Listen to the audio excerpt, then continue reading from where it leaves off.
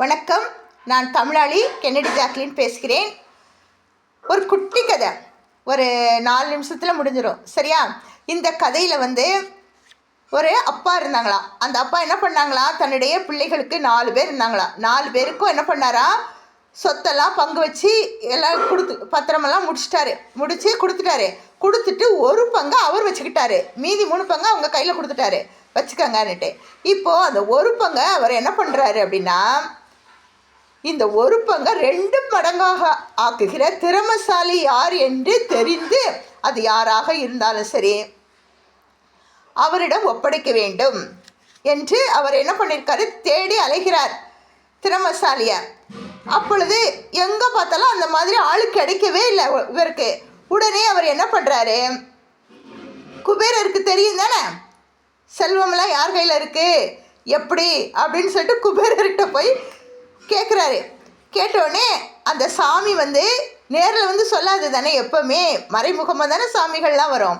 உடனே அந்த சாமி இவர் போயிட்டே இருக்கிறாரு ஒரு வழியில். அங்கே ஒரு மண்டபத்தில் உட்கார்ந்துருக்கு, வேற வயதானவர் மாதிரி உட்கார்ந்துட்டுருக்கு. ஏன்னா வயதானவர்களிடம் தானே வயதானவர்கள் பேசுவாங்க. அதனால் அவர் அந்த மண்டபத்தில் உட்கார்ந்துட்டுருக்காரு குபேரர். உடனே இவர் அந்த களைப்பாக போய் உட்கார்றாரு. உட்காரும்போது, ஏன்ப்பா நீ இங்கே உட்கார்ந்துருக்க அப்படின்னு சொல்லி அவர் கேட்குறாரு. உடனே இவர் சொல்கிறாரு, நான் ரொம்ப ஊரெல்லாம் தேடிக்கிட்டு வரேன், ஒரு திறமசாலியை தேடிட்டு சொத்தெல்லாம் பங்கு வச்சு கொடுத்துட்டேன். ஆனால் என் மனசு கேட்கல. எப்படியும் பிள்ளைங்கள்லாம் என்ன பண்ணுவாங்க, அதை ஊதாரியாக விற்று விடாங்க.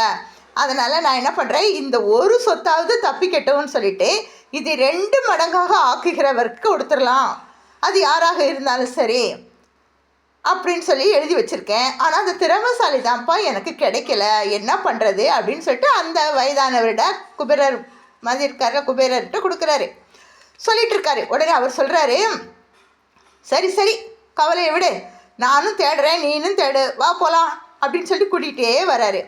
2 பேரும் நடந்து வந்துட்டுருக்கவங்க திடீர்னு அந்த குபேரர் இருக்கார்ல வயதானவர், அவர் என்ன பண்ணுறாரு, ஒரு பாழடைந்த வீடு, கதவு பூட்டி கிடக்கு, பூட்டு வேற தொங்குது. அந்த நம்மளாம் என்ன பண்ணுவோம், பூட்டு தொங்குதுன்னா எவ்வளோ அங்கே பேய் இருக்கும், பிசாசு இருக்கும், பாழடைஞ்ச வீடுன்னு சொல்லிட்டு பயப்படுவோம்.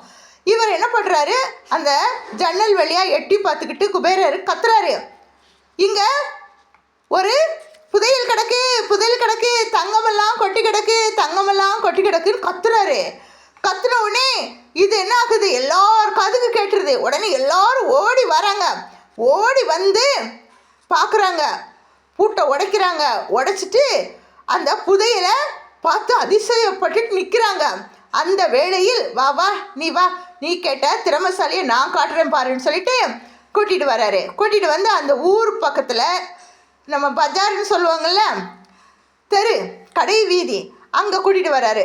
எல்லா கதவும் திறந்து கிடக்கு, திறந்த மணிக்கு அப்படியே கிடக்கு. தங்க கடையும் எந்த கடையும் மூடலை, எல்லா கடையும் அப்படியே போட்டுட்டு எல்லாரும் எங்கே போயிருக்காங்க, புதையலை பார்க்க போயிட்டாங்க. ஆனால் ஒரே ஒரு மீனவன் மட்டும் உட்காந்து மீனை விற்றுக்கிட்டு இருக்கிறாரு. கொஞ்சோண்டு மீன் தான் இருக்குது, அது என்ன ஒரு நாளைக்கு ஒரு 100 ரூபாய் தான் வரும்னு வச்சுக்கோங்களேன். ஆனாலும் அவன் அங்கே உட்காந்துருக்கான். உடனே என்ன பண்ணுறாரு, பாபா நம்ம அவன்கிட்ட போய் கேட்கலாம் சொல்லிட்டு வராரு.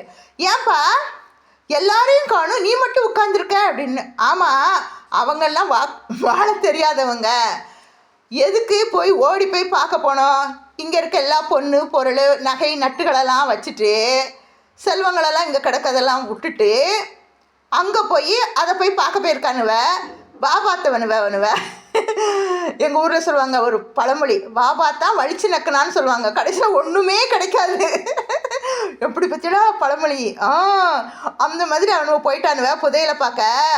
ஆனால் இவங்க பார்த்து கொஞ்ச நேரத்துக்குள்ளே இப்போ யார் வருவா, அரசர் ஆளை அனுப்பி புதையலை தூக்கிட்டு ஓடி போயிடுவாங்க. இவங்க வெறுங்கையாக வர வேண்டியதுதான். இங்கே என்னென்ன திருடு போதோ தெரியாது.